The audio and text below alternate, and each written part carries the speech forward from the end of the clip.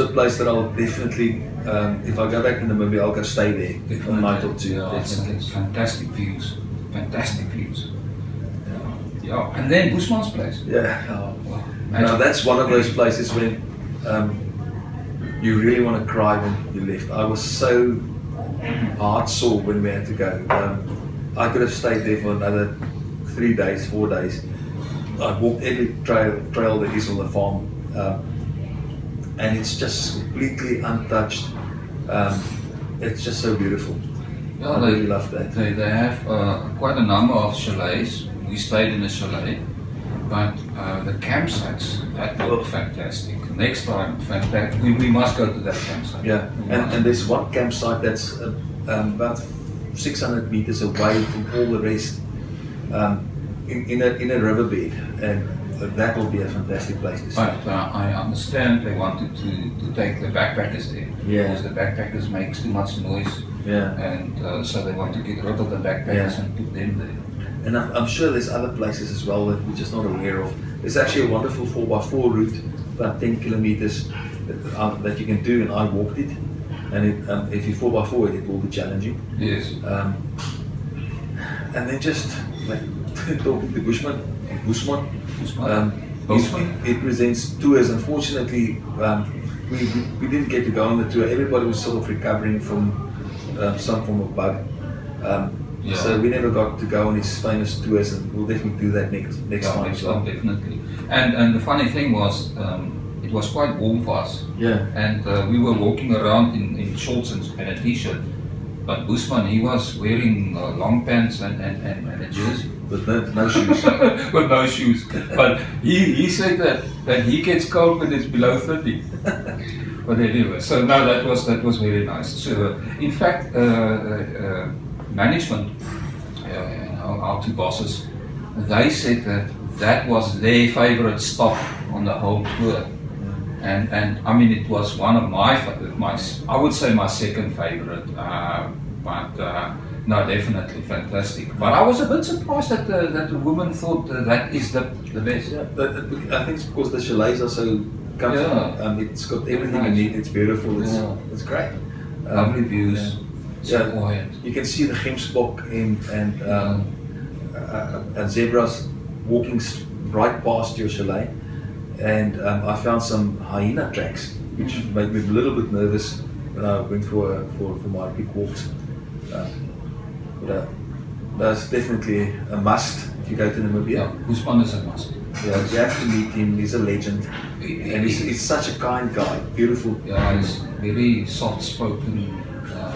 But you know, we went to Busman because we couldn't find a place in Sossusvlei, Cesare. And to be honest, next time we go there, I'm not sure if I even want to go to Sossusvlei anymore. I will go to Busman. Yeah, definitely. That was very much a highlight. Fantastic. And especially if he takes us into the Namib Desert, what an experience that will be. I can't wait, to be honest, to do that.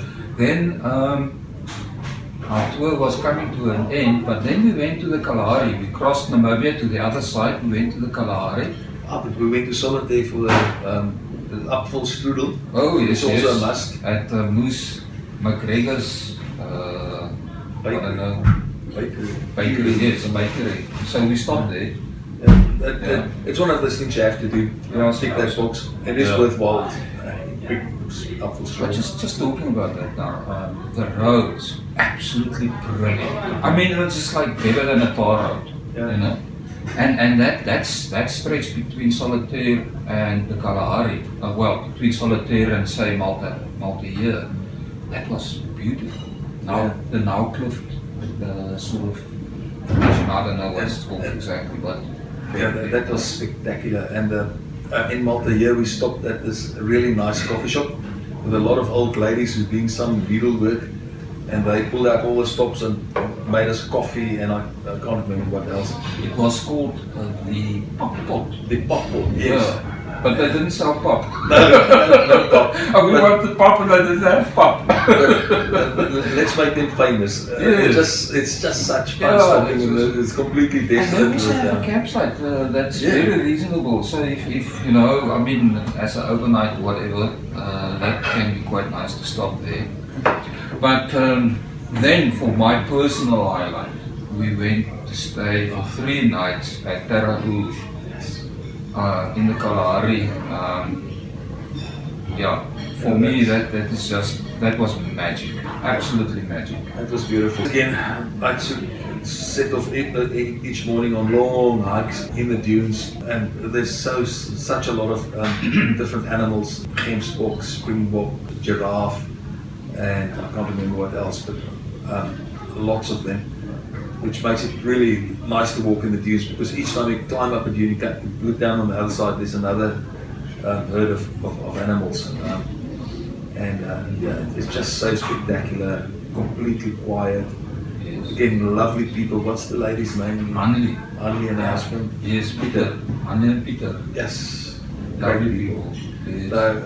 I won't even hesitate for a second to go back there. And we stayed in a chalet, well, 2 chalets, and that was fantastic. But the campsite is also brilliant. Yeah, definitely. I would say the campsite is probably one of the nicest I've seen in my life. Yes, I agree. I agree. There's nothing fancy to it, but it's just perfect, because if you sit there, you'll see a constant parade of animals walking past you 10 meters away. And birds. Birds on the whole time. Birds on It's the just evening. quiet, and then the view on the sort of red dunes there in the distance, and yeah, fantastic. And they've got a dune you can climb up to the top, where you can have a nightcap and sit there and watch the sun go down. Yeah. But then we ran out of whiskey, and we went to Mata, so we stopped at the border post and we asked them permission to just cross the border by foot to buy some medicine, and they wanted to know what type of medicine, and we said whiskey. So they didn't hesitate to give us permission. Yes, they understand. Yes, they were very understanding, and so yes, and then we crossed the border by foot, we bought our whiskey, came back, and then we also went on a nice trip in the sand dunes. We were very panicky at that stage. Yeah, this guy, we're going onto a road that goes all the way to Gubavus, and it's just sand, and there's no place to turn Yeah, around. you can't turn around there. And we have like a quarter tank of diesel, no water, and the temperature is 35. And we've got he's got a new car, a Kia Sportage, and we have no idea what its 4x4 capabilities is. I was confident, because my previous car was also a Kia, and I was confident they are good in sand, very good in sand. So I didn't have any worries. But that was quite nice trip. It was the adrenaline was quite at a high level for me, because I do search and rescue, and I thought, okay, here we're setting up this typical rescue of these idiots who go out into the desert and then get stuck and die of thirst. And but it turned out to be it was not based on anything at all. We eventually found a place to turn around. The Kia dealt with the sand with ease. Yeah. And there's quite a lot of traffic on the road. It's quite weird. It's 2 sand tracks next to each other, almost like a motorway. But one goes north, the other one goes south. And so and you have to get over the big middle maniki in the middle to sort of cross lanes. And Kia did it with no problem whatsoever. So I would have a problem going into sand with the Kia now, especially if you deflate the tires. Yes. Yeah. And you should have seen the looks we got from all the guys with their Land Cruisers coming from the front on the sand road. You can see the look in their eyes going, oh, idiots. in fact, there was at Terra Rouge a couple staying there with a Land Cruiser, and he looked at my car and he said, you know, I saw people going to Etosha with a car like that, and he shook his head.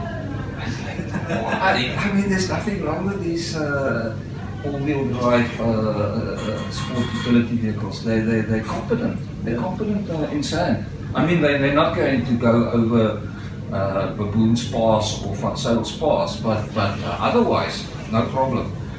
So yes, Terra Rouge for me, I don't know. It was my favorite because I just feel at ease there. It's my special place. Kalahari in the Namibia side, it's brilliant. It's just fantastic. I get goosebumps just sitting here thinking about the place. From there we went to the best coffee shop in the world. In what's it called? Boer. In Kois. Yeah. Boer to coffee. Boer to coffee. Yes, we spent too much time there because the plan was to go from the Kalahari and to have a stop at Sightseeing, the hotel, which we did. It was very nice, as always. And then the idea was to go and visit the Cannon Roadhouse as well as the Hobas lookout on the Fish River Canyon. But because we spent too much time at Boer to Coffee, we couldn't do the Hobas thing. Yeah, it's a pity, but once again, it's one of the things you have to do in Namibia. Drive to Kois and go to the Boer to Coffee shop. It's just worth it. That's the thing about Namibia is you know, you must do the gravel roads and stop at these small places and experience what they have to offer. People are absolutely fantastic and yeah. If I remember from there, we went to Sightseeing. Yeah. Sightseeing. Once again, it's a place you have to go. When we came back, one of my good friends that does search and rescue with me told me that he actually grew up in Sightseeing. Really? You know those houses that you go past? Oh yes, yes. As you go back towards the main road. He stayed in one of those houses for like 8 years of his life. My goodness. Yeah. And he says the best time of his life. He says, Yes. Yeah. He says that the hotel has grown quite a bit when he was there. Yeah. So that's interesting to. Yes. Well, he saw that we took one of your brochures with, and he saw that on our table and said, "Oh, I was there, grew up there."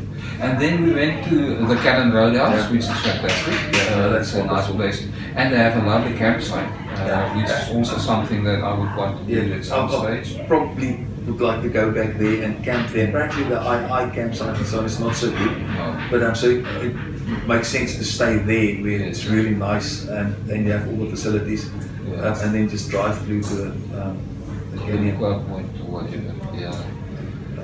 And then we spent our last night in a place that maybe we should talk too much about because you had a bad experience there. It's the Bataise. Hey, and then we had the misfortune to, it was the last day or the first day or the second day of the school holidays, and all the South Africans were their fortuners and bushwalker caravans, they stopped over there. Yeah, instead of sleeping in the caravans, they actually slept in the house. And every caravan was open, and then they were discussing everything, all the gadgets in the caravans. It was weird setup. Yeah, that was still alright. I don't know.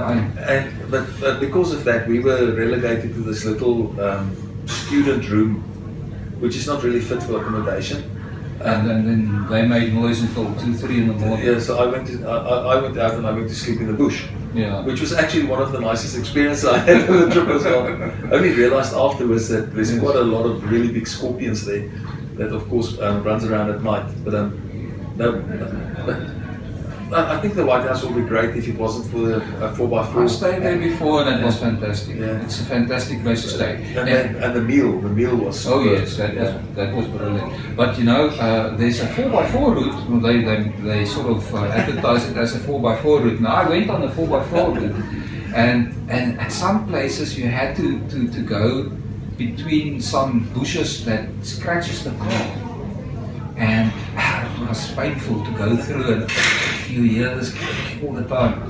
And I got home, but luckily my car was so dirty, full of mud, that I think it didn't get to scratch the paint, only the dirt. But yeah, that was quite nice. Yeah, and then we came back and then we saw all the South Africans. Hundreds. Yes, I want to say almost thousands, but no, hundreds are fortunate. And bushloppers. And bushloppers. I think South Africans think they cannot go to Namibia if they don't drive in a Fortuner or a Toyota double cab 4x4 buggy. Yeah. But you can. Yeah, no, we proved it. We had quite a few interesting looks on the roads we went. I think behaved perfectly. So, in conclusion, Namibia again soon. As soon as I can. Yeah, no, me too. Me too. And I want to go to the Caprivi, or it's called now the Sambisi area, Sambisi region. I want to go there next time, soon. Yeah, I'm coming with. I hope so. Yeah. Yeah. This whiskey is really good, man. Very good. I'm done with mine. I wonder if I can help myself with that. Okay. I wonder if you'll be impressed. Oh well, Yeah. on Namibia.